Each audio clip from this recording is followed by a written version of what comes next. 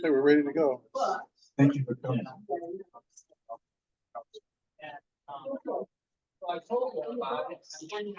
Yes, President. Projector. Projection, psychology, the attribution of one's own ideas, feelings, or attitudes to other people or to objects, especially the externalization of blame, guilt, or responsibility as a defense against anxiety.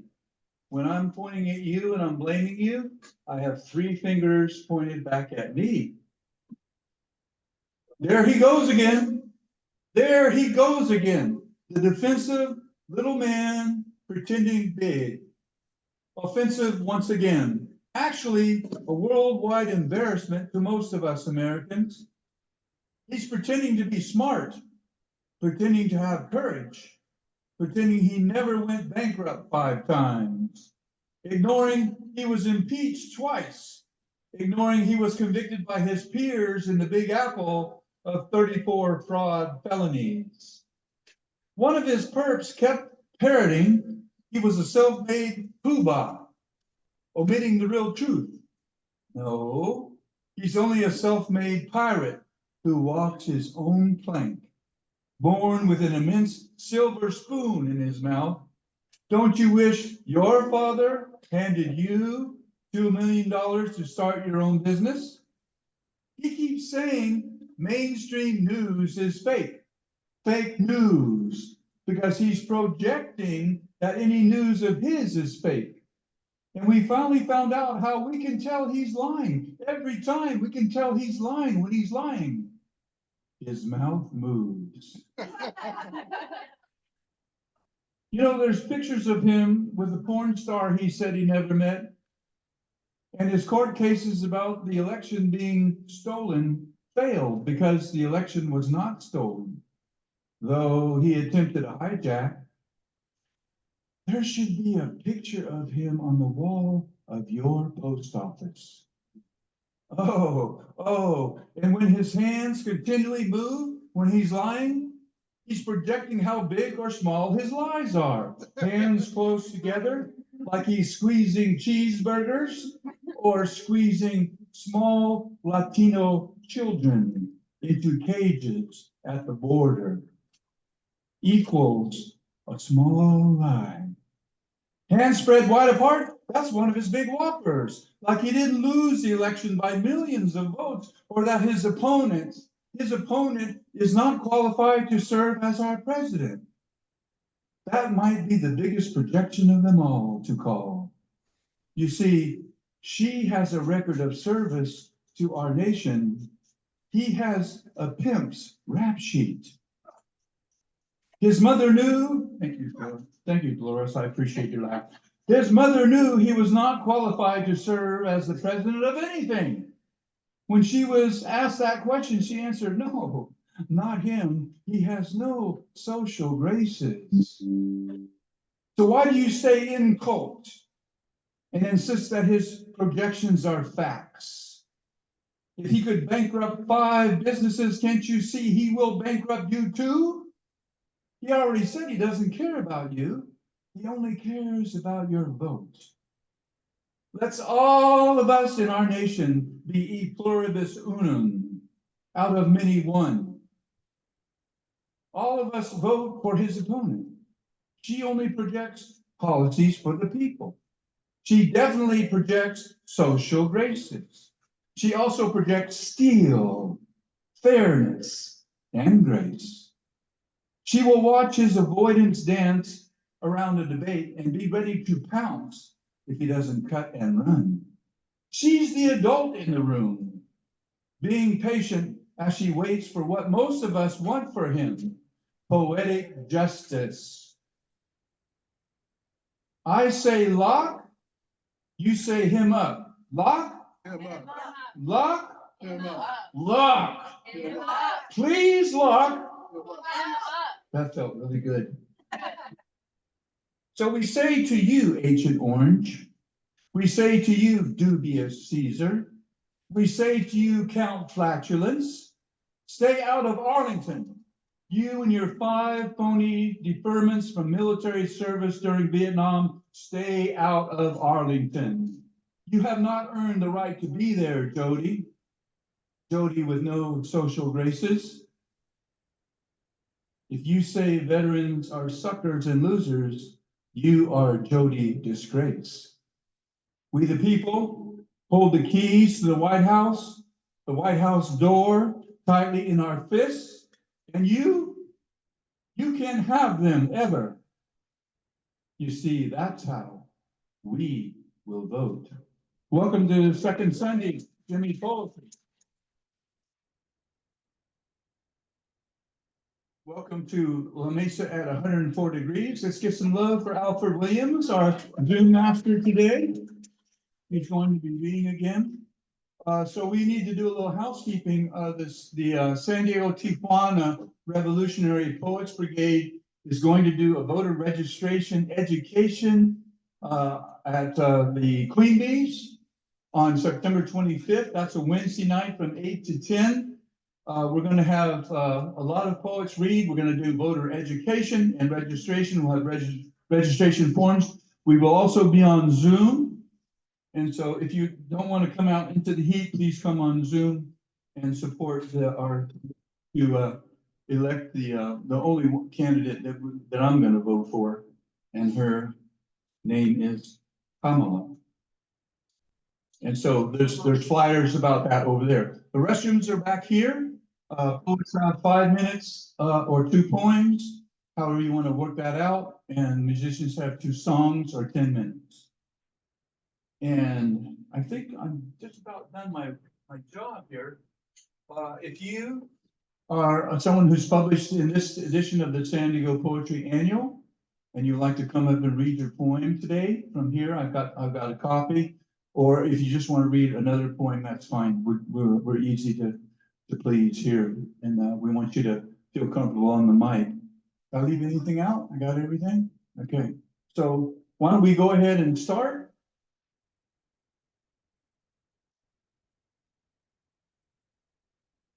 And Junior has the sign, please. Thank you, sir. Thanks for coming down from Oceanside in the heat. So it just so happens that our first poet is an award-winning short filmmaker. He's a man who has changed my life. Because of him, I have 2 websites and a podcast. And because of him, he's recording most of the events we have that are poetry events that we're involved with the Revolutionary Poets Brigade, the San Diego Tijuana Revolutionary Poets Brigade. And he's currently writing a script for his newest short film. This is the multi-talented Alfred Williams.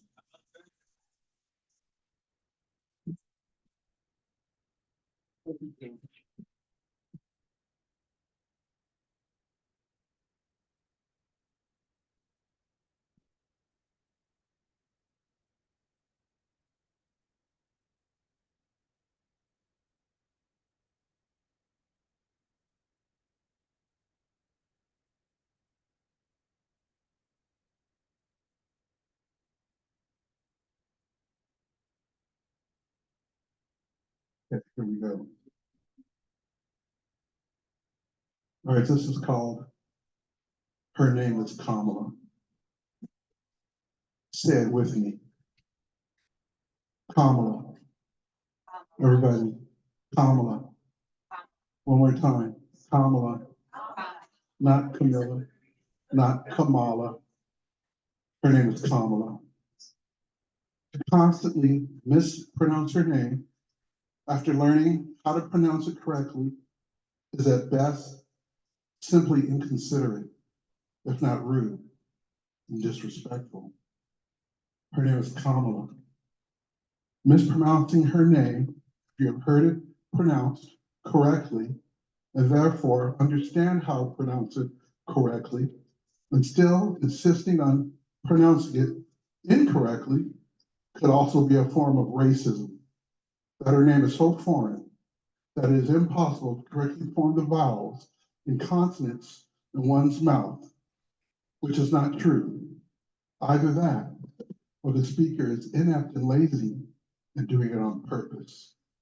It is like when the right insisted on using Barack Obama's middle name, Hussein, as a dig against him because it stirred up mental connections with the Middle East and Africa.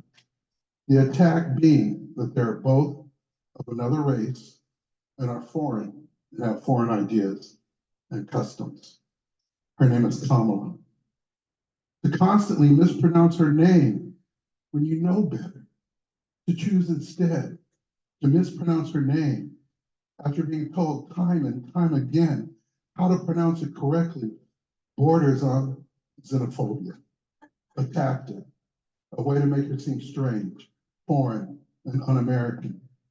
We are a country of many different cultures and ethnicities. We allow people to thrive and grow and be different from ourselves in the way they live, the way they love, and the lives they lead, and the names they give their children.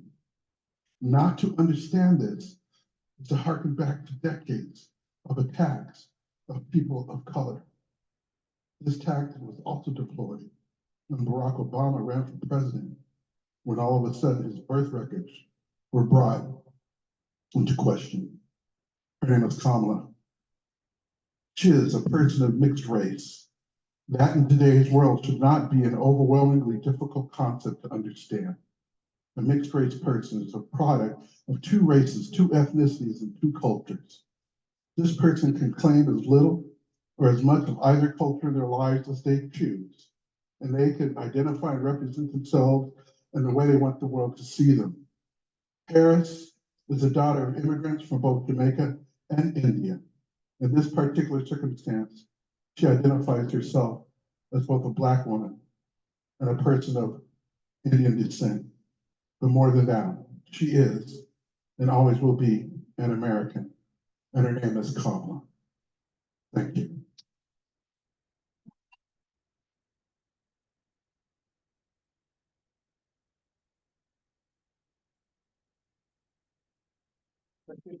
Alfred, some more love to you. That was nice.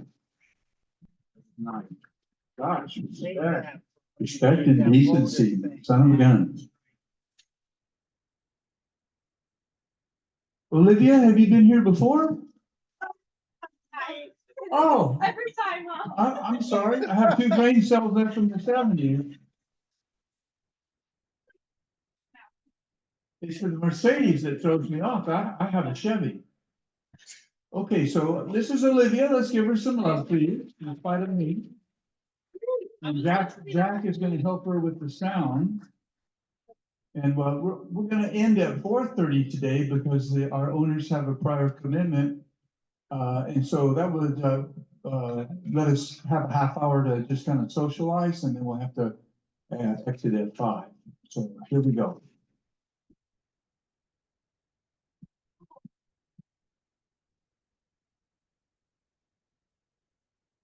You're gonna do that right? You're gonna do the cross. Yeah, I just want to make sure that yeah, so I have to stand over here.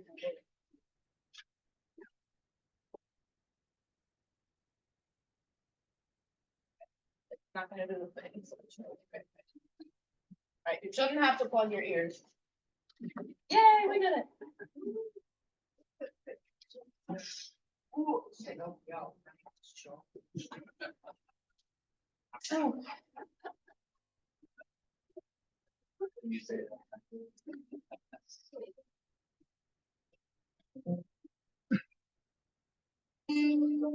Good. Okay. Woo. I'm kind of glad it's an empty room because that makes me less nervous. Hi guys. I missed you. I went away for a while, but I came back. Welcome back. And while I was gone, I wrote a lot of poetry, but I also wrote some songs. All right. And this scares the shit out of me playing in front of you, but I decided that I should do the things that scare me the most in front of the people that scare me the least. And that's you guys. So thank you for not being scary. The first song I'll play for you is about exactly what you're expecting it to be about. The title of it is called Tallies.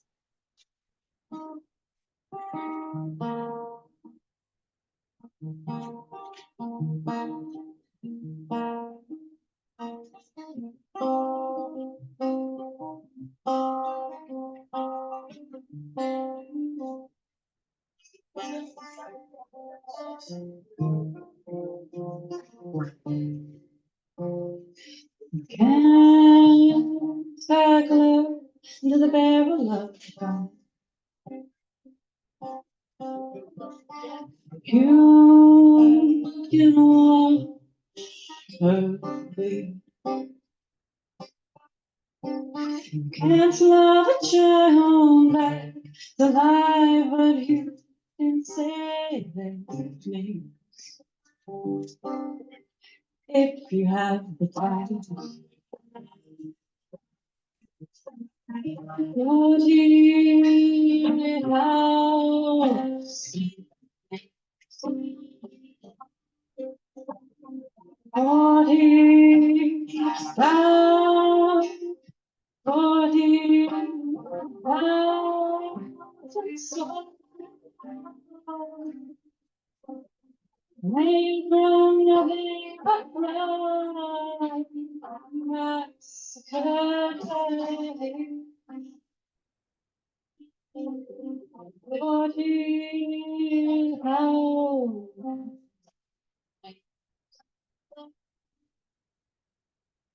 Don't tell me this is war. Tell me, doesn't blood look like? I'm sorry, I'm shaking. You got time. Doing great. You're doing great. Keep going. Don't tell me this is war.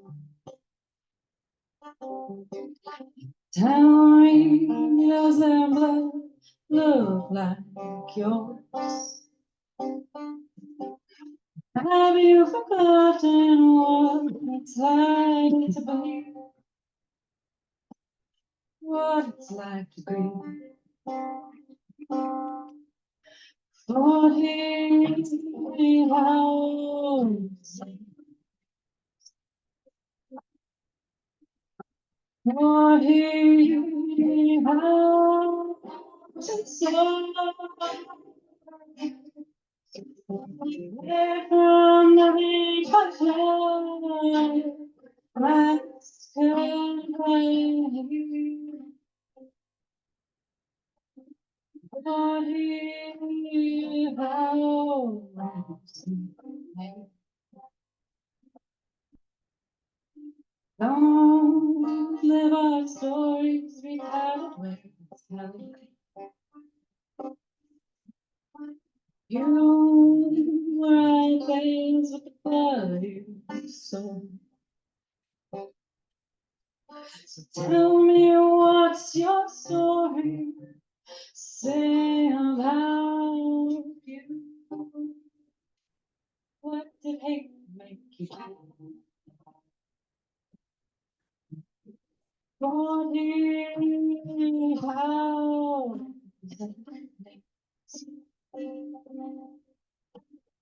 40,000 souls. They found the fire, masquerade by you. 40,000.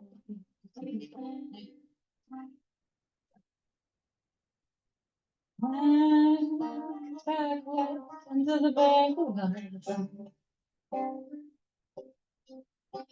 but you were watching her bleed.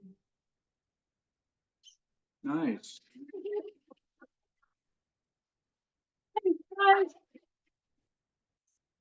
Man, I've only done that like 3 times. So scary. You did great. You Thank did great. you. Thank you. All right, I'm gonna try to play this next one if my fingers don't quit, and then I'll stop. Um, yeah, this song is more generally about just being human. Yeah, about the dualities of being a conscious person on this planet. It's called Harder Than Hurting.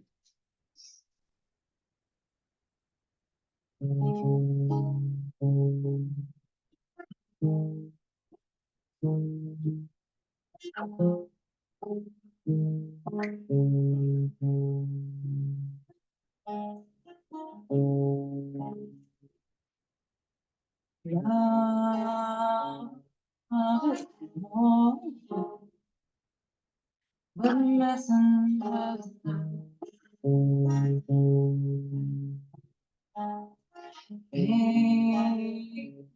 doesn't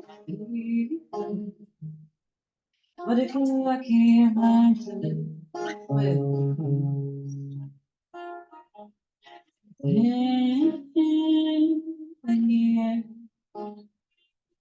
You don't wanna love, not a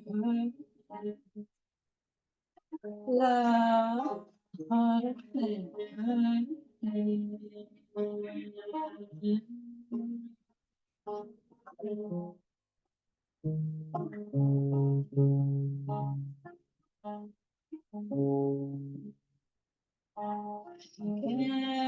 can't what you meant. But the way that makes you feel, you have never forget. Whether it's best or good, one better or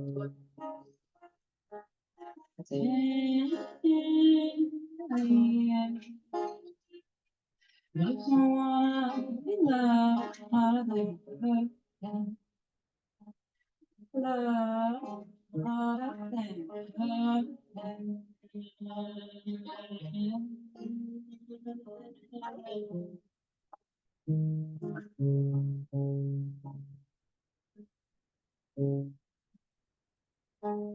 sometimes it's the punch you let go. Or the embrace gets to keep it strong. But no one likes instead of stretch forever.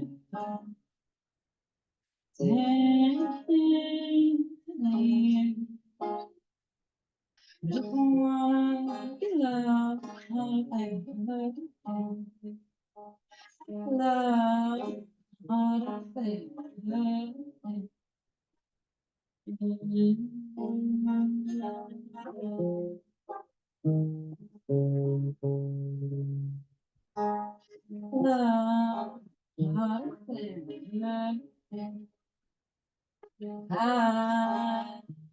I wanna love you. I just wanna love you harder than you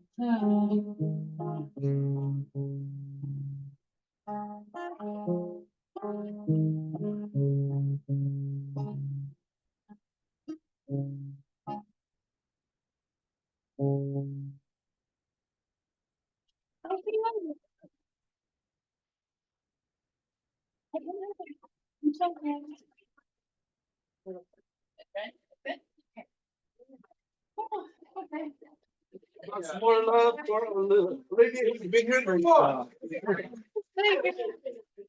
Thank you. Thanks.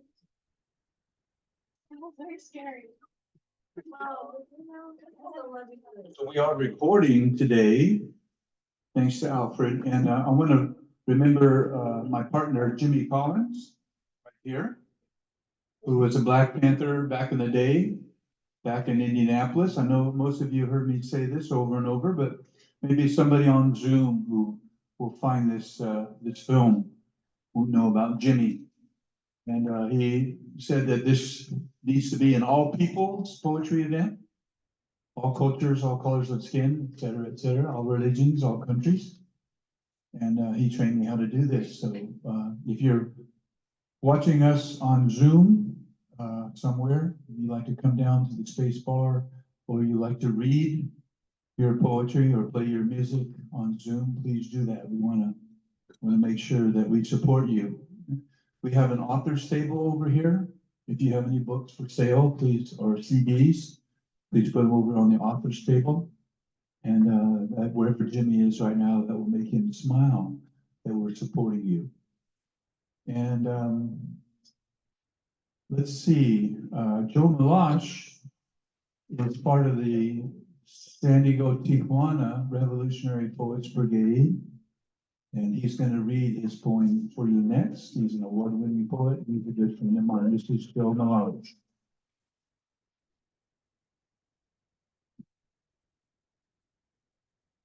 Thank you.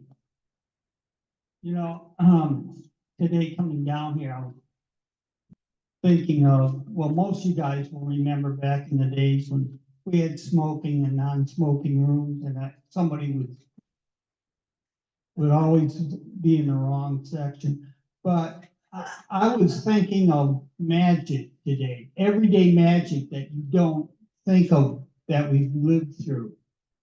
You know, and today we're in the company of two renowned wizards, Alfred and Jack. What they do is just so magical. But do you remember we used to have on every block a magic booth? And you could walk into that booth, and for 50 cents, you could talk to anyone in the country. But you had to know some magic. It wasn't just like you would put in the 50 cents. No, and we had a term for it. We called it dialing.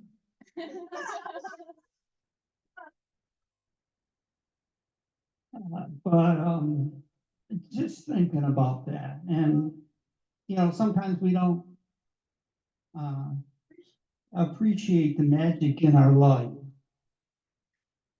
So, I'm going to read from the annual. Let me see. I don't know what I'm going to read. I'm just going to go to a page. Okay, yeah.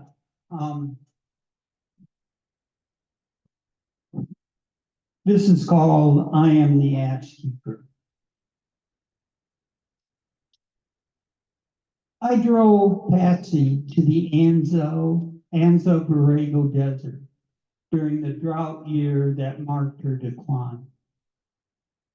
Parking outside in an arroyo, I helped her climb a dirt mound beside the dry stream. She sat on on a clump of boulders. Her feet rested on a stone slab twice the size of a frisbee. Behind her, a desert agave stood. Its stalk was more than 5 feet. Beside it grew the cat's claw. Its fire red petal matched the sun's color. Blooming, a yucca stood on her right, and winding up the hillside, the stream bed vanished into oaks, while clouds thickened over Granite Peak. Crossing her arms over the blue flowers embroidered on her white dress, she looked skyward, her mouth slightly open, as a raw, hot wind blew sand over her sandals. The cancer and the heat worked together to darken the circles under her eyes.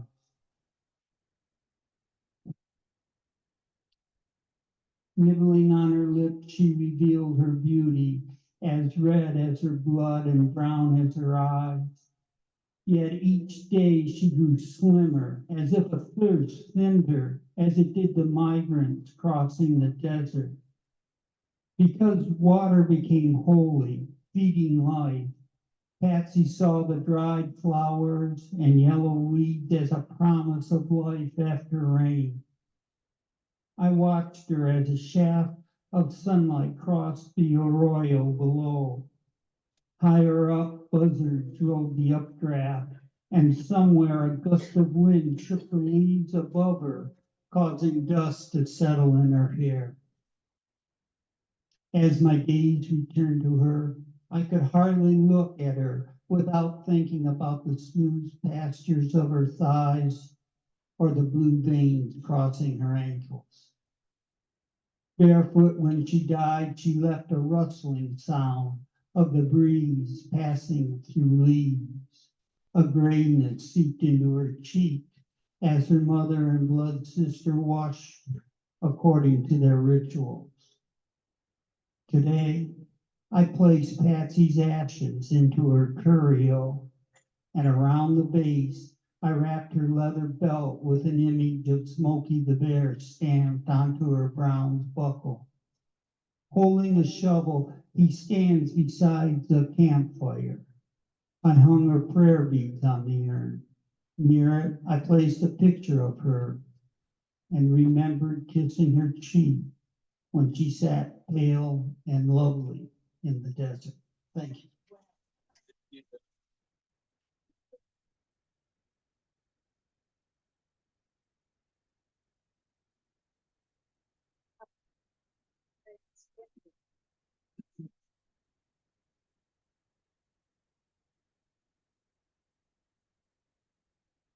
Robert Bly said that it's really important for us not to forget poetry as a vehicle for our own healing, whether it be grief or joy that needs to happen. And so let's give some more love for Joel on that moment. Jack Stewart Smith is a man of many skills with his hands, with his pen, and with his guitar. And he's going to spread some of his love for us right now. This is Jack Stewart Smith.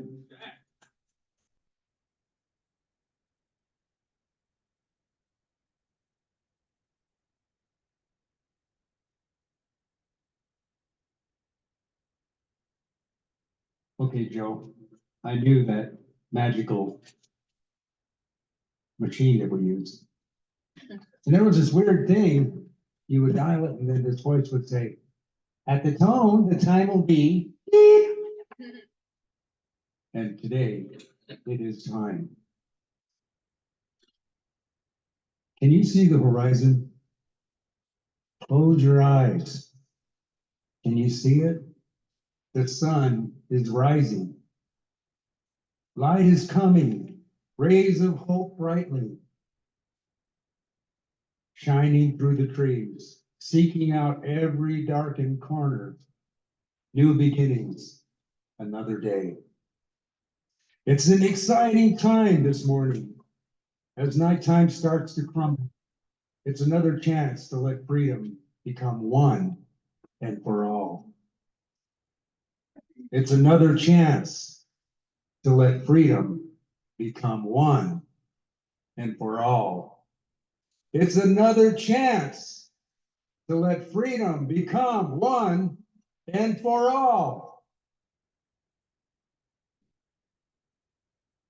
You know, a struggle is looming. Darkness sometimes leaves one, but the fresh wind from the north fills your lungs and clears your mind.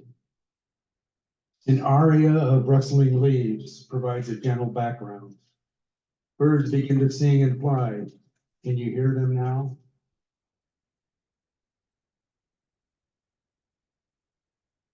Can you see the horizon? It's not so far away. We can walk together, my friends.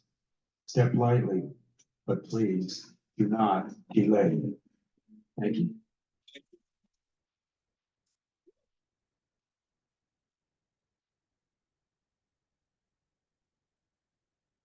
When your printer doesn't work at home, you got to read from your phone.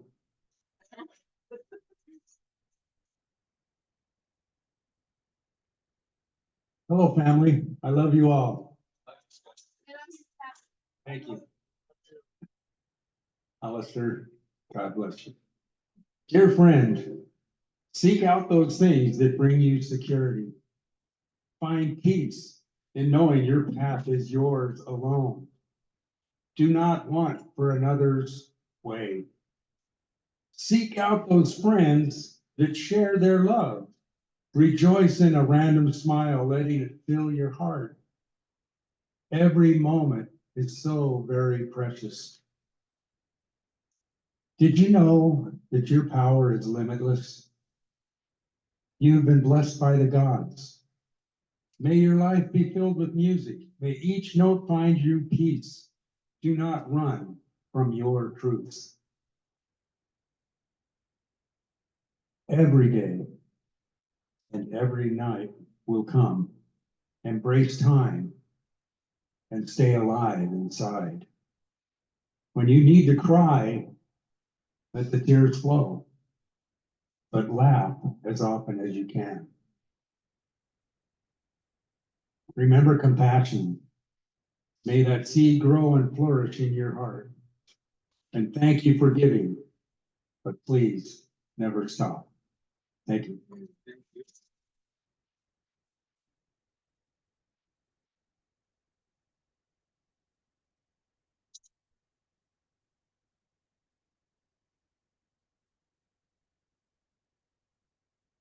Chris Benoit has been with us each time we've done Speaking Our Truth, the voter registration and education nights. First one we did was at Malcolm X Library, and the second one is at the space bar here.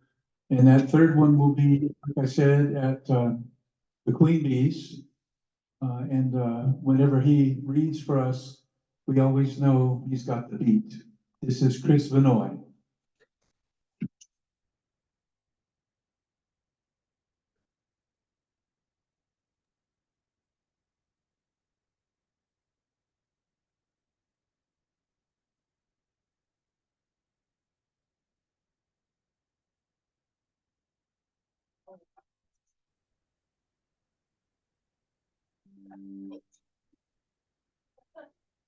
Can't hear you. I can't hear you, man. Chris, I'm mute. Are you drunk? Wow. Unmute yourself. Mute, Chris. I can't hear you. Chris, we can't hear you. Unmute, dude. We can't tell him we can't hear. Chris, we can't hear you, buddy. Gotta unmute. Well, it is unmuted on our end. Please look at me. Bottom left, the microphone. He's bulging his eyes. Oh, he might be using his little. Can't hear you, bud. I think he's saying something about caffeine. Don't give him any. Don't give him. Yeah, ask him to nod if he can hear you. Yeah, ask him to nod or do something, raise his hand if he can hear him. The audience is asking if you can hear us, nod your head. We can't hear you. We can't hear you. We can't hear you, bud.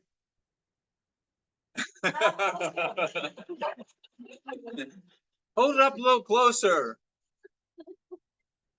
What's going on? Are you on amplifier? Is your amplifier turned on if you're on amplifier? Okay. Oh, no. Nice hat.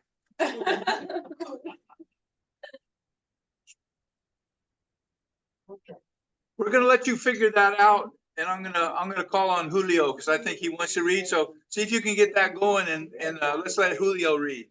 Okay. Julio, Okay. Cesar. Can you hear me? Oh yes. Yes. Okay, this is Julio, please. Okay. Thank you, Jim.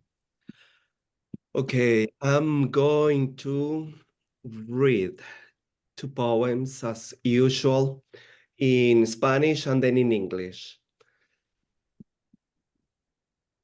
La voz. La estación de la infancia cruzo desde la hondura de esta tranquila tarde, mientras a la garganta el hilo de una voz se me enreda, llamándome. Camino en la luz pura y al escuchar la voz, ese insistente acento levanta mi mirada hacia el profundo cielo. Acudo a su llamado. Me aproximo al encuentro de mis primeros pasos. The voice. I pass through the season of my infancy from the depths of this tranquil afternoon, while the thread of a voice snares my throat, calling out to me. I walk in pure light, and when I hear the voice, that insistent accent draws my gaze up to heaven's deep space.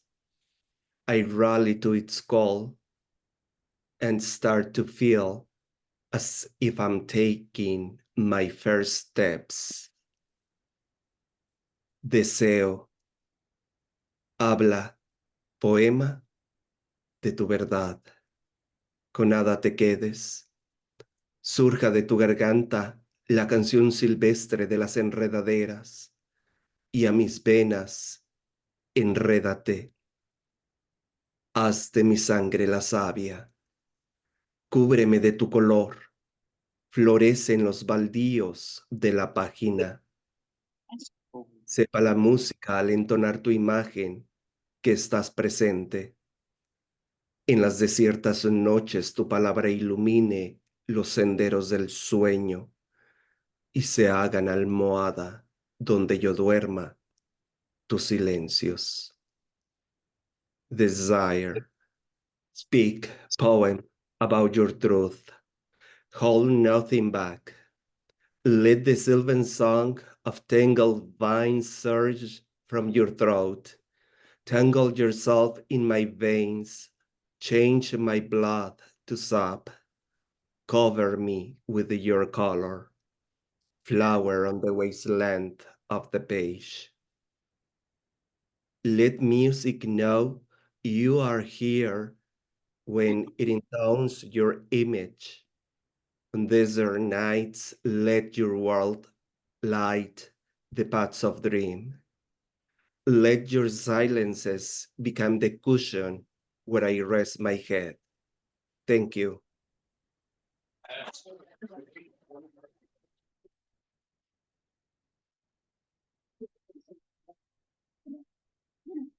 Dos lindos, dos regalos, compa. Muchas gracias.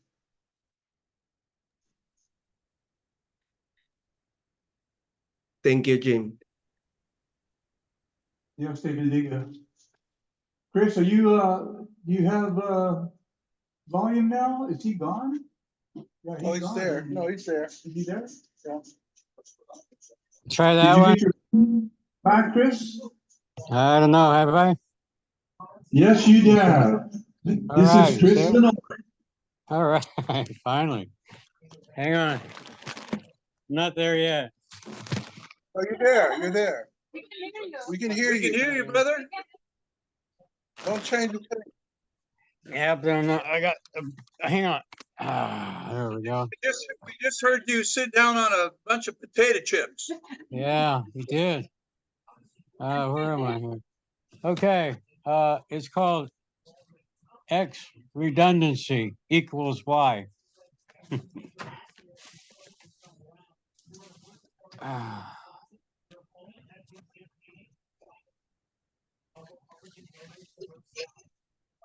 Wheel spins one revolution at a time, over and over until it stops, exhausted at the end of its cycle. The eye has gone on his journey home, across the waters dark with anticipation, frantically running for the night flight home. The fortune teller will not divulge why the arriving plane was too late. Wheels spin one revolution at a time, over and over until it stops.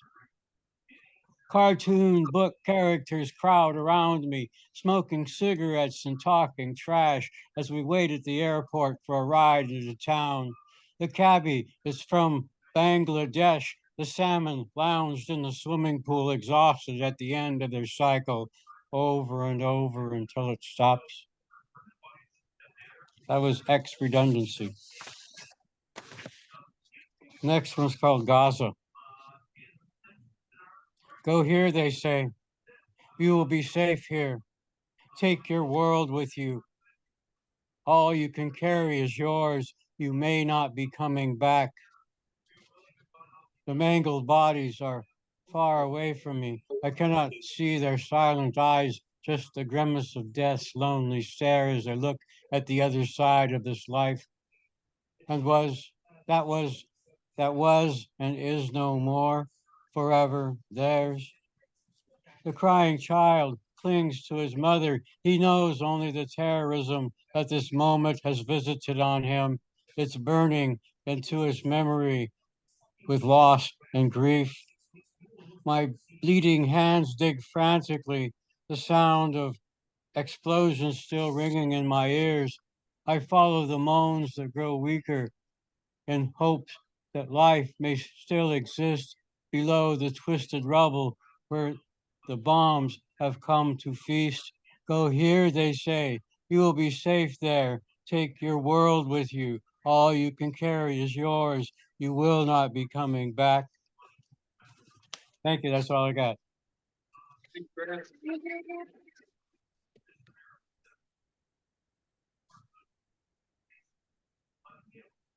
I hope you can make it with us at the Queen Bees on Yeah, I'll be September there. 20th.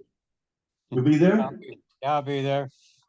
All right, thank you very much. Another member of the San Diego Tijuana Revolutionary Poets Brigade. Let's give him some more love, please. That's Kristen Noy. The last time she was here, this poet helped us out because Alfred couldn't make it, and so she took care of all this stuff, and my blood pressure went way down. And so this is Cora. All right, Cora.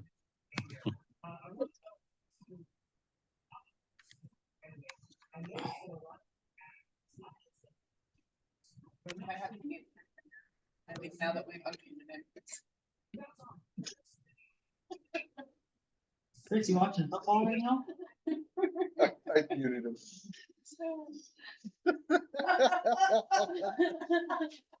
Hello, everyone. Last time I saw a couple of you was at Labra, and I posed a question or a prompt. Where does a butterfly go in a concrete jungle? And that's about the only poem I've written in the last 2 months, so that's all I've got today.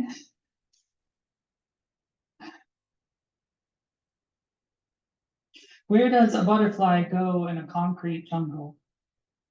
How many flowers must grow on the windowsills of residential portals, towering 10 stories high until the sky swallows her efforts of flight?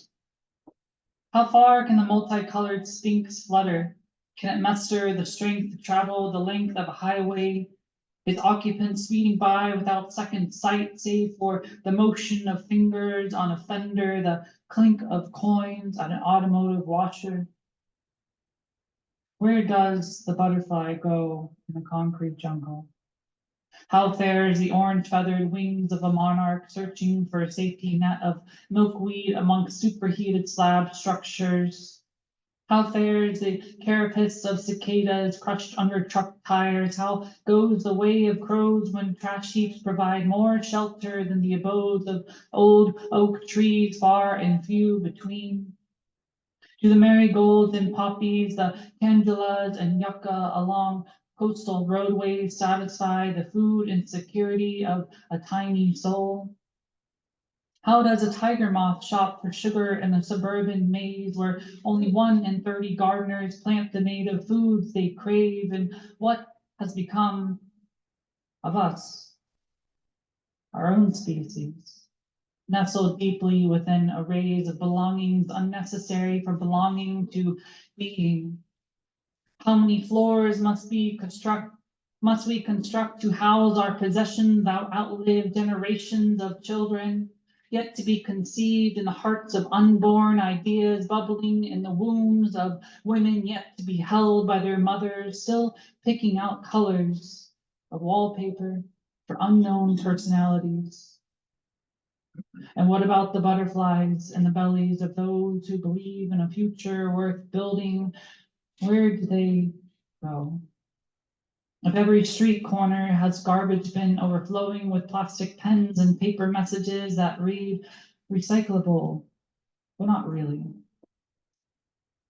Where does the butterfly go in the concrete jungle? It's a question that I've posticulated for eternity, but I think the idea is that we should be rolling up our sleeves to build ourselves a home that the butterfly can actually pollinate. The ending's not great, but that's it.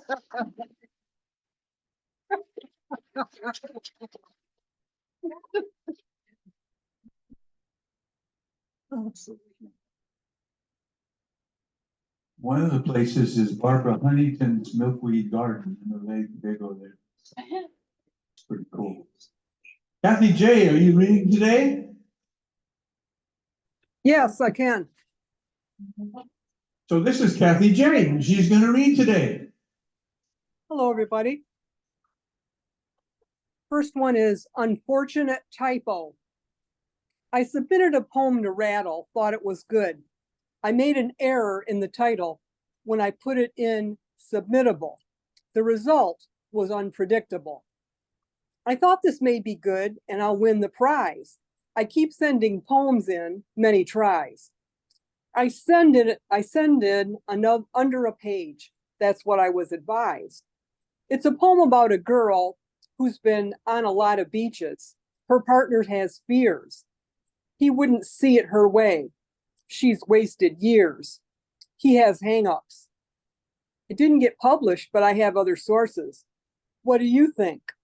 Do you know of any other resources? I named it Oceanfront Dance instead of Oceanfront Dancer. Oceanfront Dancer, happy girl, long brown hair, red runched, old school bathing suit. She's the same as ever, walking in the sand in summer. The Americas, Northern Hemisphere, Southern Hemisphere, East Coast, West Coast, Atlantic, Pacific, Rio de la Plata, blue ocean in the background, isolated oceanfront beach, the garden of her heart in full bloom, laughing. There's a dolphin. Hot weather feels good. She is gently caressed by the sunlight. Almost sunset. She danced with abandon.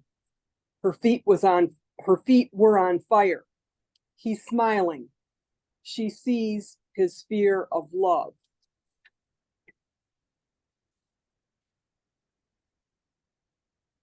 The next one is Inside Me is a Tango Dancer, and this is the one that was published in the San Diego Poetry Annual. Beautiful tango, take me by the hand. Beautiful tango, until you make me dance. How sweet it can be if you make me dance. How long will it last, baby, if we dance? Look at those sparkly silver pumps on the dancer's feet. There are no mistakes in tango like in life. Tango is a passionate dance. I'm a passionate woman. Give me a chance. Why did you have to go? It takes two to tango. Tango solitaire. I'm alone in the front row. Life is not supposed to be like this, don't you know? Dreaming I was the dancer being twirled, her leg wrapped around his with her side slit, beautiful red gown. Then he picks her up with her legs off the ground. For the finale, he brought her to his chest. This move was the best. No more passion, no more pleasure, nothing more to treasure. Play the tango al dente song.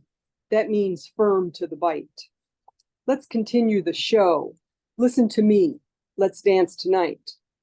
The music has stopped. One last dance. Take a chance. Thank you.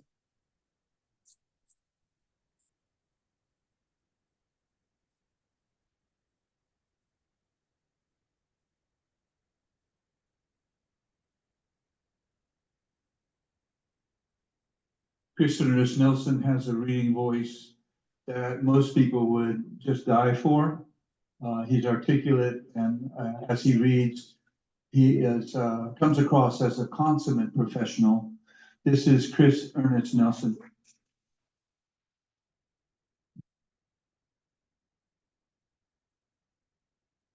Thank you. Thank you very much. Yes, I am Chris Ernest Nelson. I had fun at the last meeting because I read the poem it's on, but you're not gonna be that lucky. Instead, we're going to do Indian Hill.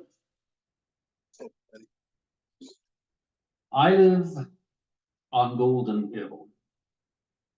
Before the rich white settlers built their Victorian mansions up here, it was called Indian Hill.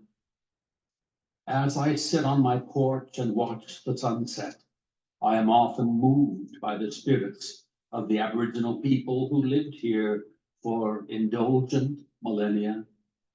Their spirits are still powerful in all the living things that occupy this ancient promontory overlooking our tranquil coast. They speak to me of things enduring, essential, and human. They speak of life, of home, of family. They speak of children laughing at play, of mothers and fathers at work and at prayer. They speak of grandmothers and grandfathers who tell tales of the ancestors and the nature of the spirits that bless this land and all the peoples who come to dwell on it. They sing of the good and sacred things that occupy this land, and they consecrate the gentle breeze that guides lambent clouds inland from a sun-warmed horizon with songs of love and celebration. Thank you. And this is my newest poem, written just a couple days ago. It's called In My Head. There, a flash of lightning in my head, a spark of fire and a drum roll of thunder. The alarm that sounds the call to muster my senses on the transcendental green. There to stand against an onslaught of lies, lies about everything that matters to me. To stand against a fury of foes that mean to steal my thoughts and carry my soul away. I live among strangers and things that decay. A world of open curtains and locked doors. I see a friend, a reflection in hollow windows, a hope, a promise, a willing hand to touch me. The water is black and its depth out of reach, but there's a fire in my spine and laughter in my song that hints that perfect truth is coming home to embrace perpetual wonder. Thank you for listening.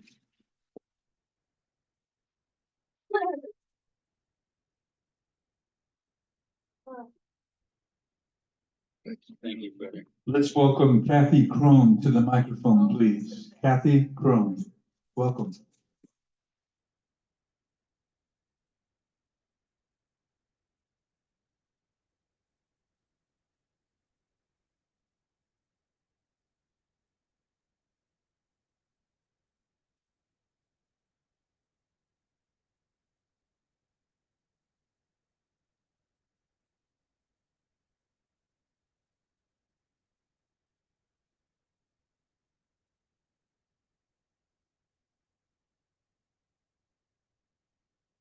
The earth heats up too fast.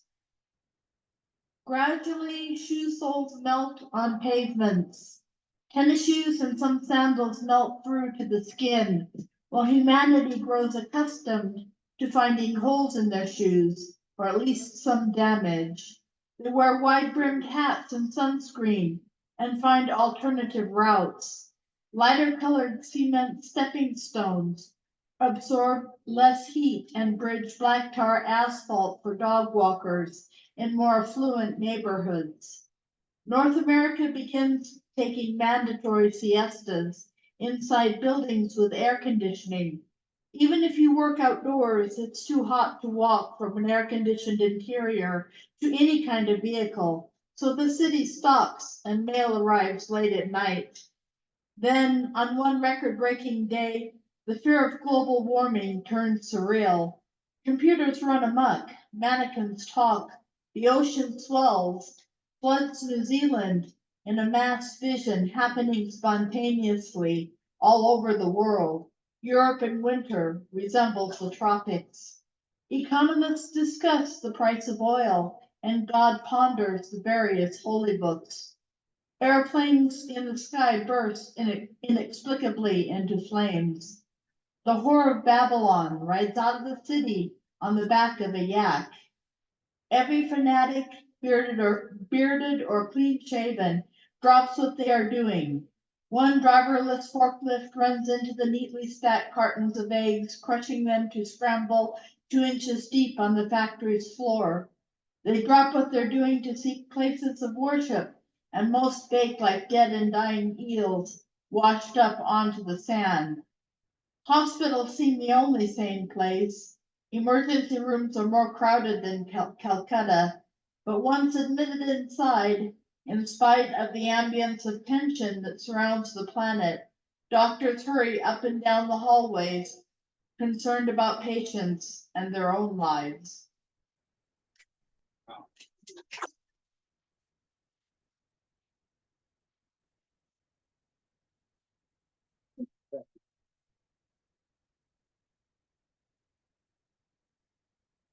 He drives all the way from Oceanside to get here when he comes every time. And I like the way he memorizes, and I like what he writes, and I like how he says it with this microphone. This is Junior.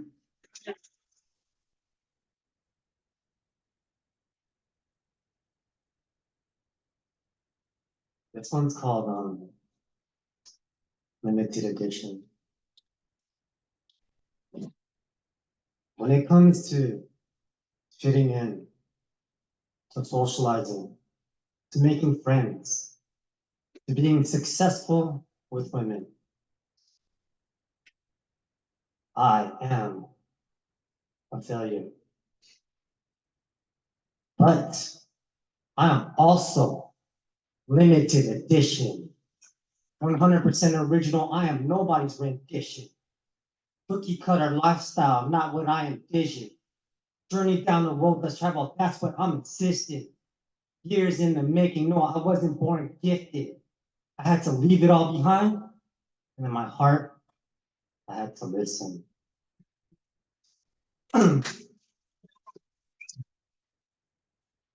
So to summarize, right around a year ago, I went through something very traumatic. Little did I know that was going to lead to a spiritual awakening. That led me to meditation, and that led me to discover for myself that prayer from the heart is real, prayer from the heart is powerful. Okay. And along the way, I've received a variety of messages. One of those messages being, don't worry, you're going to meet her soon. What I've learned when I receive messages are, it's never that clear cut.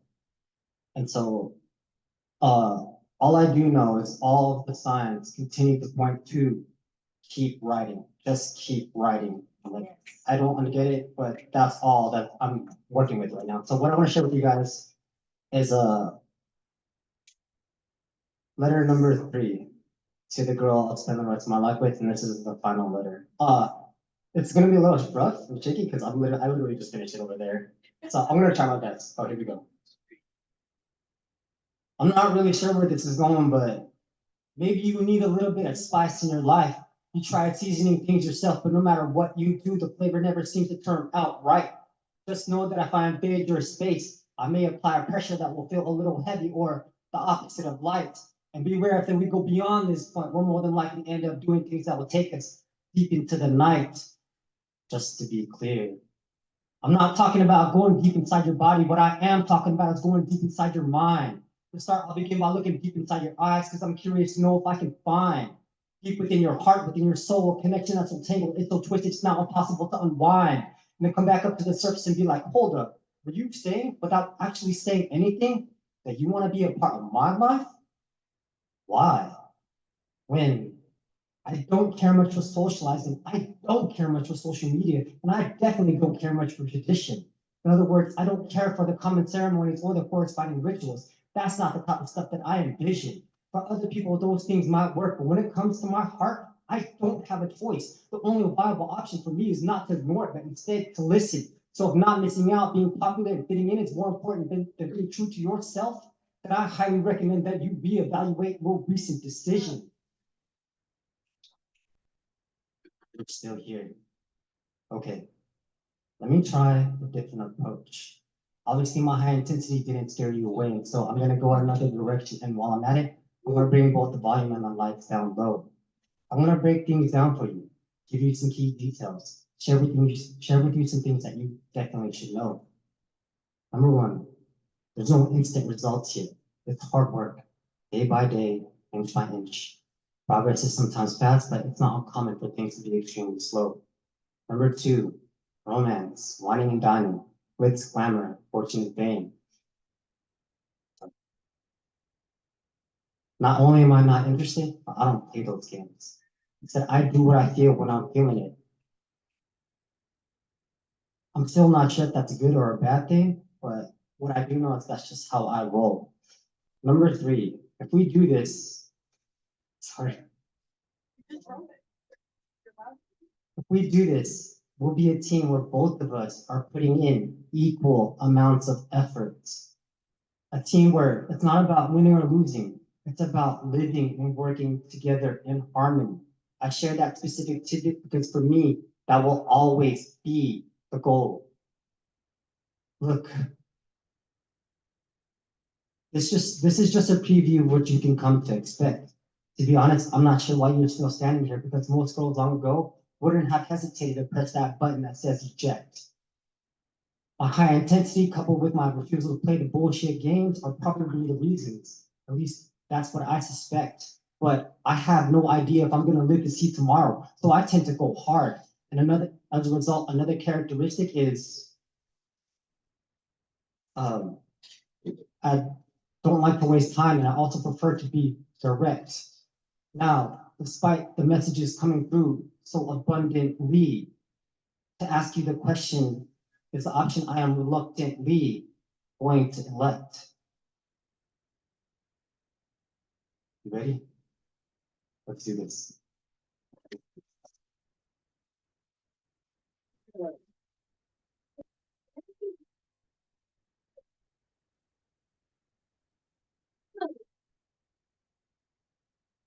Penny Perry, are you reading today? Yes. This is Can you Penny hear me? Perry. Yes, and we're Okay. ready for your poetry. Okay. And this is from the annual. And it's about anti-Semitism. Anti-Semitism is on the rise. And so I'm writing about it more and more. And this is about the Rosenbergs who were put to death, executed for being accused of being spies. This was in the 50s when Senator McCarthy was after the Jews and lots of other people. Okay. Penny, The day someone they in the killed the audience is asking- Rosenbergs. Penny, the audience is asking you to Yes. turn on your video. Oh, Please turn on okay. your video.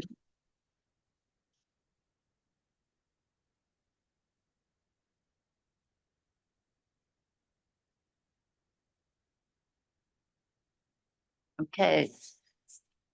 The day they killed the Rosenbergs. They killed them because they were Jews. Mascara and tears run down Portia's face. My mother insists that I call her by her name, Portia. They claim they're innocent. Jews are easy to pick on, she says. Their deaths make their sons orphans. I stand in the hall, arms at my side. I'm 10, the same age as the older son.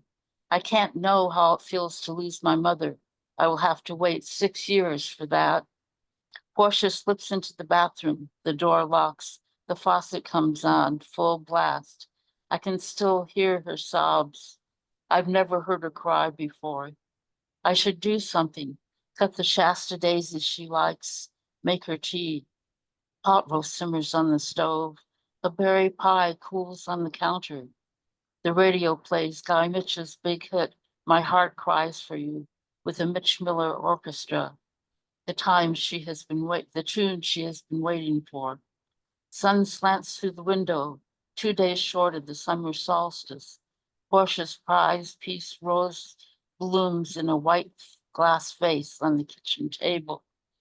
As if asking for help, the Rosenbergs look at me from the Evening Outlook, not the New York Times my grandfather walks down to Wilshire Boulevard to buy, waiting until he's seated at home before burying his face in the small print, disappearing there for hours.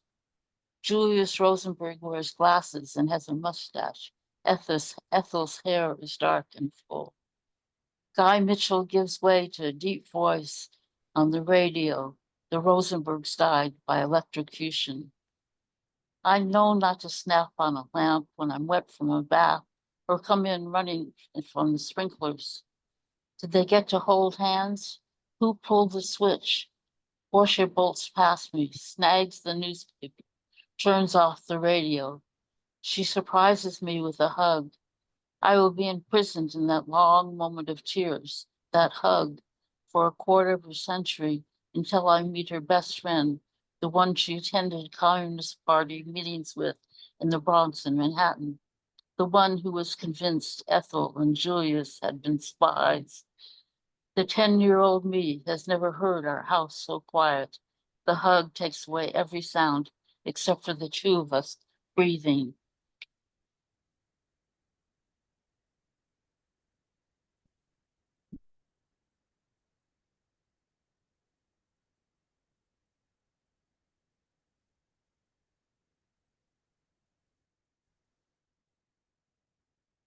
That's Penny Ferry. Let's give her some more love. Thank you, Penny. It's a pleasure every time you come to read to us.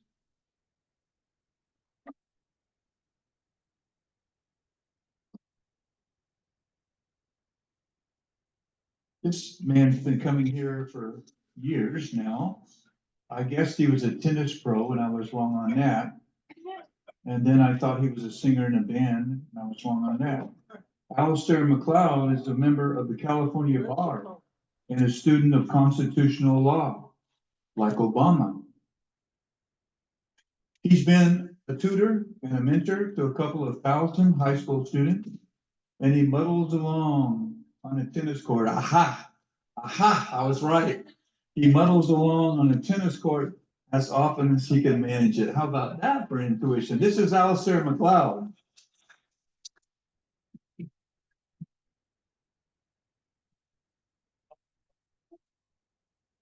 Pants falling off, please. I have to tell you all, there is no place that I feel more at home than here. And I'm not kidding.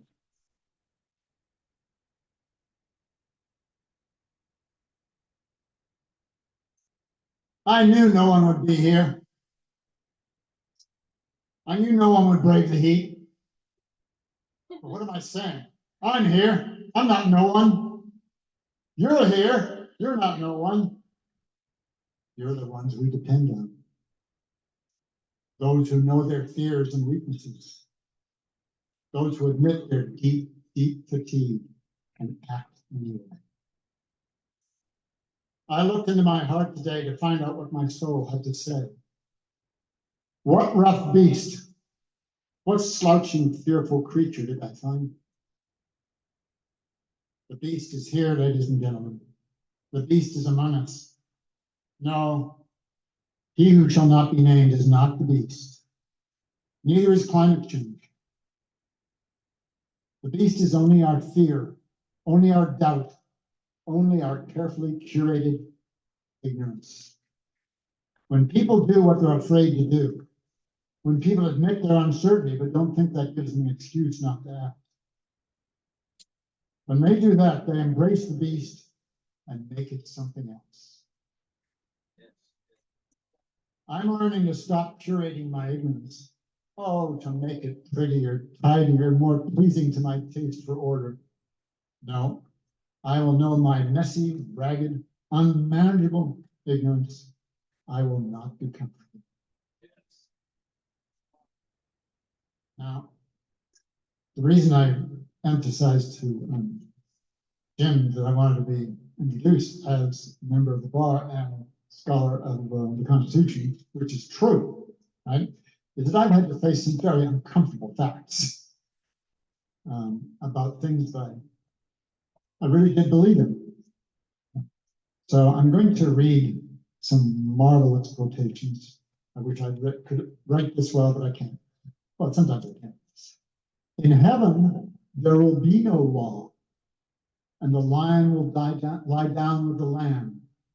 In hell, there will be nothing but the law, and due process will be meticulously observed.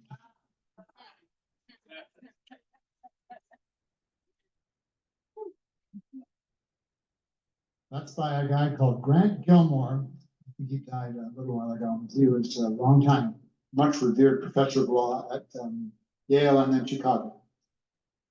It's an extraordinary thing for a law professor to write. If one really wishes to know how justice is administered in a country, one does not question the policemen, the lawyers, the judges, or the protected members of the middle class. One goes to the unprotected, those precisely who need the law's protection most, and listens to their testimony. That's James Baldwin. Our Constitution is not good. It's a document designed to create a society of enduring white male dominance, hastily edited in the margins to allow for what basic political rights white men could be convinced to share. The Constitution is an imperfect work that urgently and consistently needs to be modified and reimagined to make good on its unrealized promises of justice and equality for all. And yet, you rarely see liberals make the point that the Constitution is actually trash. Conservatives are here acting like the Constitution was etched by divine flame upon stone tablets, when in reality, it was scrawled out over a sweaty summer by people making deals with actual monsters who were trying to protect their rights to rape the human beings they held in bondage. That is, I must recommend you all read that. Yeah, thank you. And one last thing. The conviction that everything happens, the conviction that everything that happens on earth must be comprehensible to man or woman can lead to interpreting history by commonplace. Comprehension does not mean denying the outrageous, deducing the unprecedented from the precedents, or explaining phenomena by such analogies and generalities that the impact of reality and the shock of experience are no longer felt.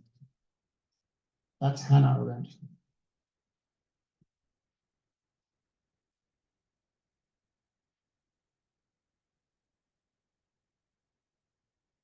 So we're down to our last couple of poets. I want to thank you for showing up today in the heat. And let's do a warm welcome to the microphone for Anitra Smith.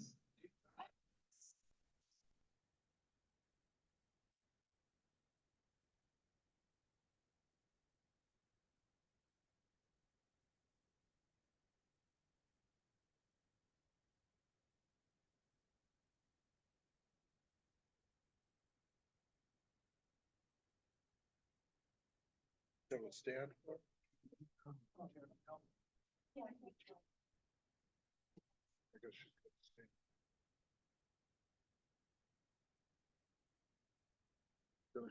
What you know, I believe in fine fleck, fancy, things. So I was looking for something to put my poem on, but then I spied the almond milk. Anitra, go to the microphone. I will. Go right, Yes. but the Zoom people can't hear you. Okay, well then we need to put this up here and share it. So while we do that, a song for Olivia, because she was brave enough to say she's scared to be up there. I got stage fright. I'm scared shitless. So afraid I will end up witless. All in a muddle, I'll melt in a puddle of failed ambition on the floor. That's for only. Thank you. I'll have to remember that for next time. Okay. I think this is gonna come out right. I'm not sure. Thank you. Okay. And that music stand that's on a chair. It isn't. Okay. It's very clear. Okay. The other Kamala story, her biography is really good. And when she was a little girl, her parents were very much activists during the 60s. Zoom folks can't hear you. The Zoom people can't hear you. Please go to the microphone.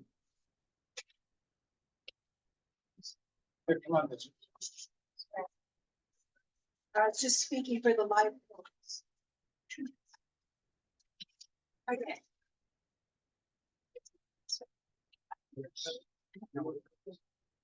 Don't know.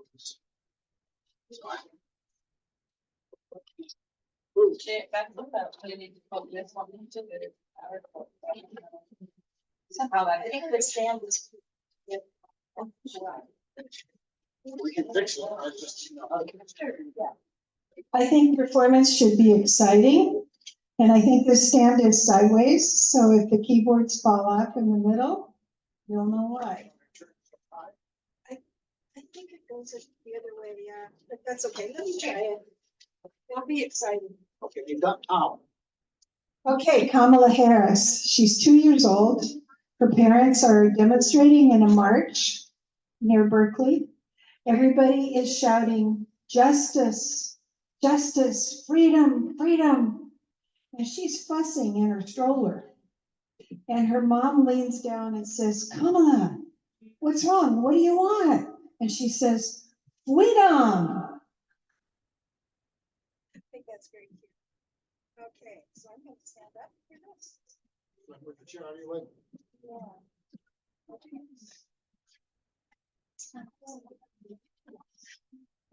Oh.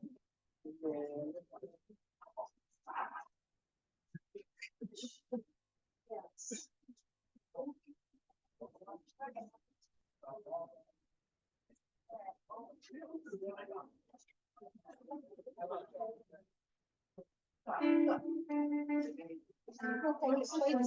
I've never played standing up. You want to sit down? No. Take care back on this person. Yeah. They're scaring me into playing standing up. I've never done this, but I will. Sit down if you You want. can put the stool.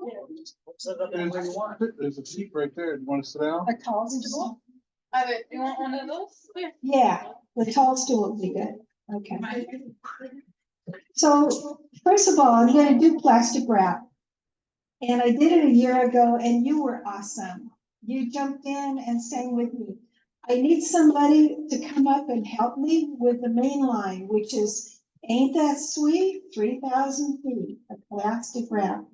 When you go to Costco, thank you. As you know, you can't buy a month's worth of anything, right? So just before my husband and I got married 25 years ago this month, on the 25th, we went to Costco and we needed plastic wrap, but the only thing available was a 3,000 foot box. So we said, oh, well, okay. And so we bought it. And it lasted just almost exactly 7 years. Then we went back and bought box number 2. And that lasted just about 7 years. And then we went back and bought box number 3. And I think now we're on 3.5, something like that. So that's what this song is about. Who would like to come up and help sing the chorus for me? Ain't that sweet? Well, but I don't know it. Come on down. That's all right. Alistair, all right. You haven't sung. Throw in a little Monty right. You haven't sung yet, so we want to hear you. True. You already heard me sing. Okay, what's, so teach me the chorus. Okay, the chorus is. Ain't, let's see. Ain't that sweet? Ain't that the Wait a minute. sweet?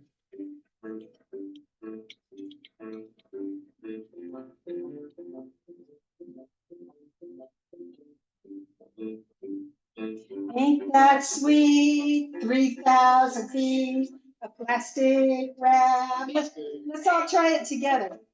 Ain't that sweet? 3,000 feet of plastic wrap. Thank you.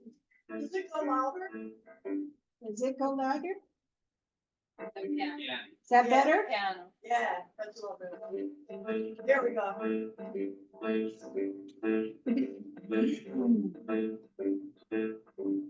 We decided to get married without a doubt. We had to buy the one thing we couldn't do without, and it was plastic wrap.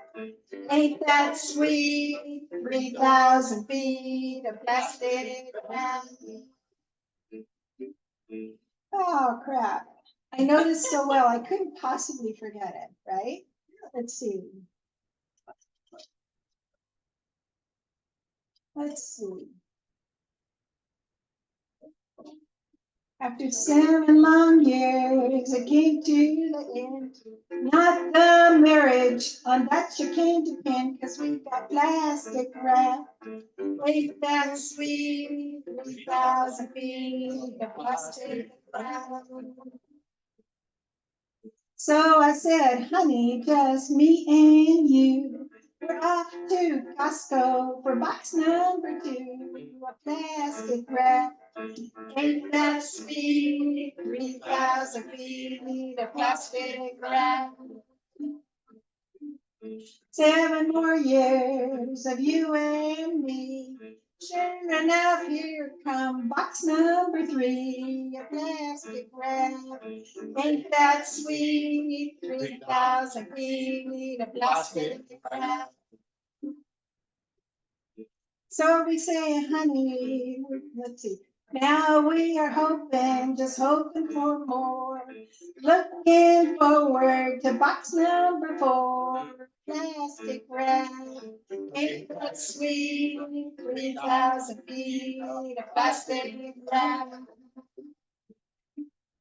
Now say, honey, if we can say a lie, we just might make it to box number 5, plastic wrap. Ain't that sweet? 3,000 feet of plastic wrap. When it comes to marriage, I will tell you this. There is a secret to marital bliss, and it's plastic wrap. Ain't that sweet? 3,000 feet. Again. Ain't that sweet? 3,000 feet. One more time. Ain't that sweet? 3,000 feet. Plastic wrap.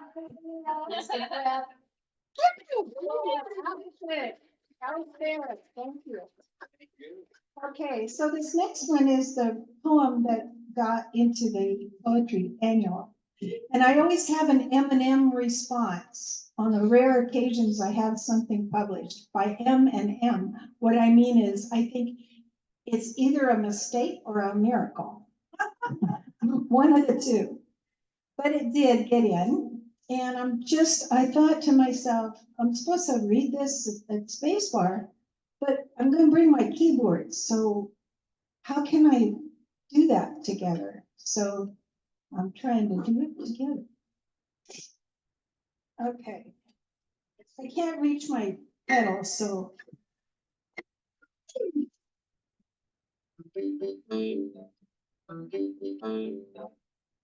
It looked like a sweet shortcut through a neighbor's yard where a steer was tied up.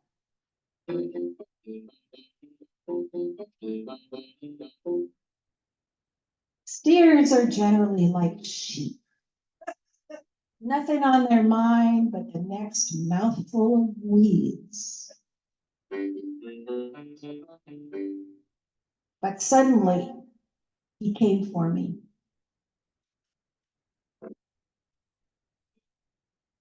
In the wild oats, I couldn't tell how long his rope was. So I didn't know where he would get pulled up short. I was sprinting. I was burning a path through the undergrowth, and I could still hear him coming behind me, pounding and snorting. Then I came to the edge of a ravine.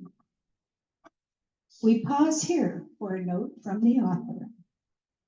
When tender little bulls are bordezoed into steers, they go on forever, uninspired by even the loveliest cow. But sometimes the procedure gets botched and they get proud cut, leaving more bull than anyone wants to know.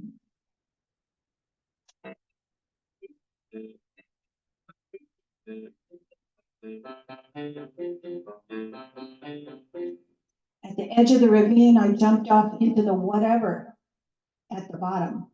Fortunately, nothing there was non-negotiable, and I sank knee-deep into branches and leaves. Keeping one ear out for the fresh hell behind me, I charged up the other side and scrambled to the top, not sure which would run out first, my luck or the rope. Behind me, a galloping 1,000 pounds of beef pulled up at the lip of the ravine, planting his front hooves apart, huffing and swinging his head, clearly disappointed that he had missed out on running up my back and savaging me with his horns.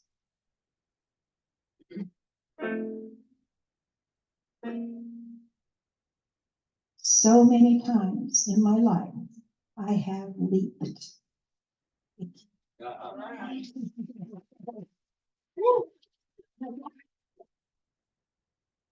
By the way, since I am on the home stretch of my life and happy to be here at 80 years old, I want to say, when I see the young people like we have here, like we have here, it gives me a lot of encouragement because I feel like I'm leaving the world to some really fine folks.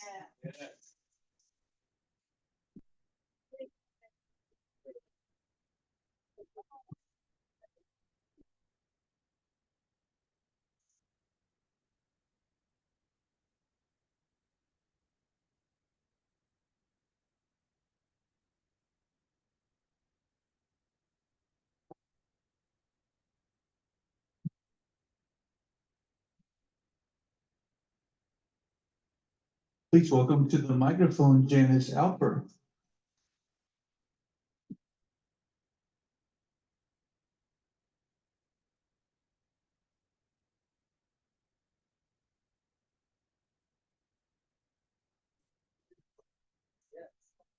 Well, I usually don't editorialize, but Joe, you really moved me today because I am a very lucky woman. Twice in my life, I was loved unconditionally by two wonderful men. The first one lasted 50 plus years and then he upped and died. But the second one lasted a few years. And the anniversary of his death is this week. And so I have chosen to read a poem about my friend Chuck Cantor. It's called The Last Time, and I may have read it before, but here it goes. We met on a Jewish dating site. Your stories, how you flunked out of college to ride bulls and rodeos, sailed on a nuclear submarine, coached AAA baseball, made me laugh. We shed tears over the loss of our spouses, your daughter, my daughter.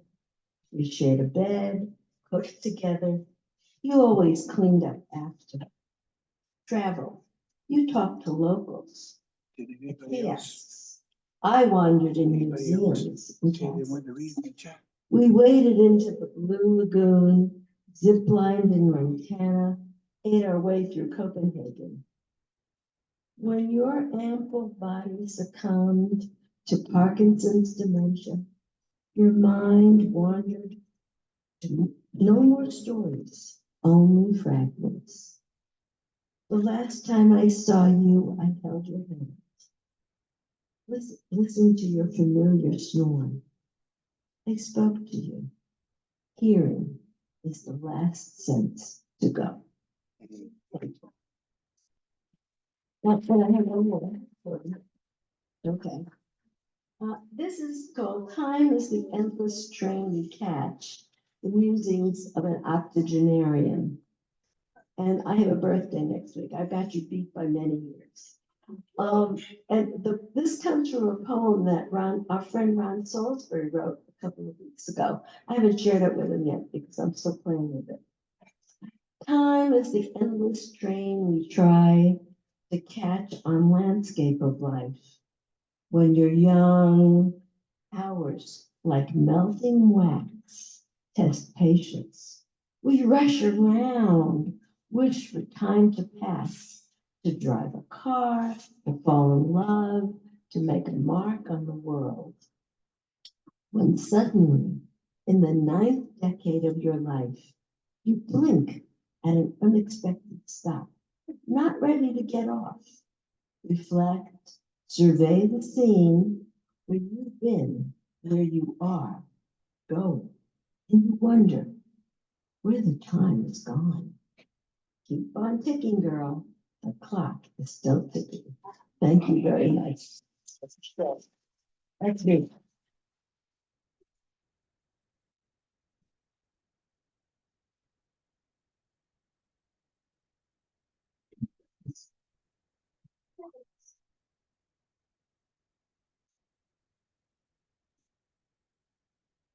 So we're down to our last poet, and the owners asked if we could please be gone by about 5 o'clock because they have another engagement. So we're not gonna have as much time to network with each other, but we'll have a little time and so they can get out of here go to their engagement. Thank you for that cooperation. Please welcome to the microphone Donna Castaneda.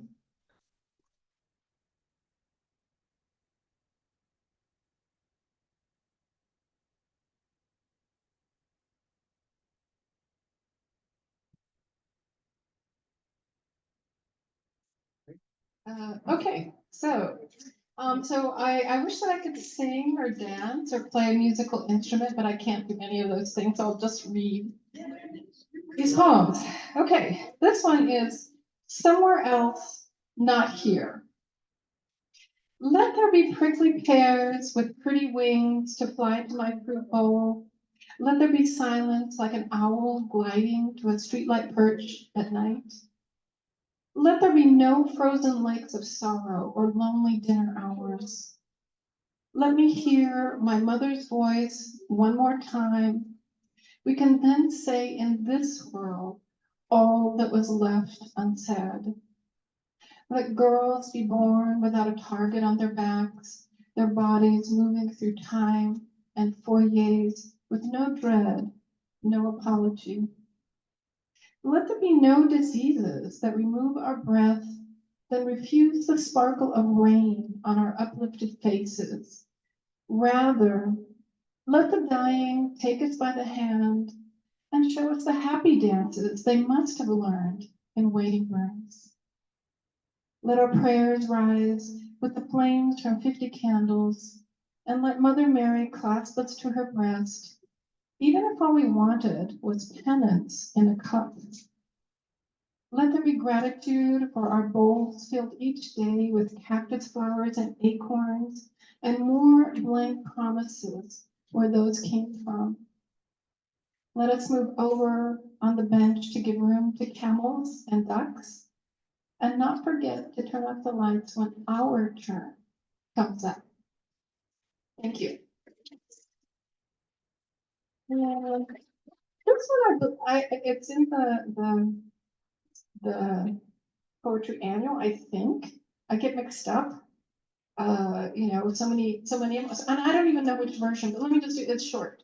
So this one is called And His Kingdom Will Have No End, a Don't Give Up poem. Visit again, I yell to the disappearing figure. He shrugs, but continues on into the bright shine of eternity. If I knew what I know now, I would have fixed tastier snacks, maybe a veggie platter. He doesn't eat meat, I realized too late. I would have honed my hostess skills, which are those of a pet hedgehog, charming yet prickly. I'm a positive person, though. I believe he will come again in glory to just living in the dead.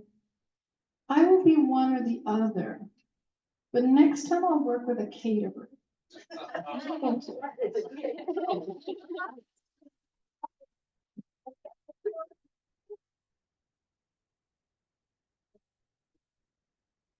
If anybody on Zoom wanted to read today, we're to stretch out a time.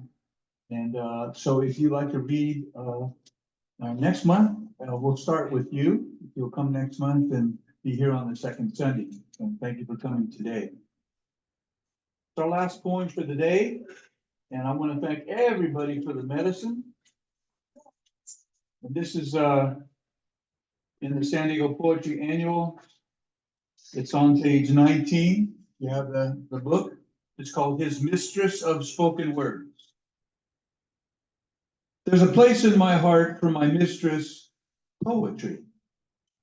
She's such a comfort when I'm writing her. There's a great passion I feel when I'm reading her.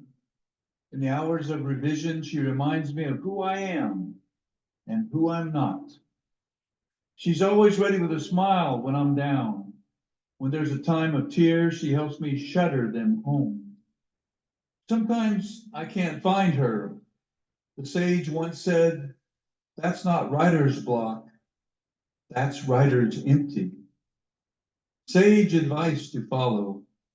So I wander outside to fill her up, to toil in my garden, to watch the hummingbirds flit and flutter at their feeder, or I search for a place where the women are plentiful, graceful, and smart. Papa said it's always in a clean, well-lighted place. I calm my mistress, reminding her she can relax, as she's the only one for me. Then I return to my pen, filled up with fragrant flowers, flutters of wings, and the company of extraordinarily darlings to write. The sage's compass helps me fill the empty every time. Her beautiful eyes, like candles in moonlight, shine with lines, voices, images, topics, themes. She's the mistress of so many things. From her, I learned that there may be times of loneliness, but I will never, never be alone. And also thanks to you. We'll see you next month. Thank you for coming. I'm Jim Marino. That's Alfred Williams. We'll see you next month. Take care, everybody. Thank you, Alfred. Thank you, Jim. See you later, everybody. Bye. Thank you.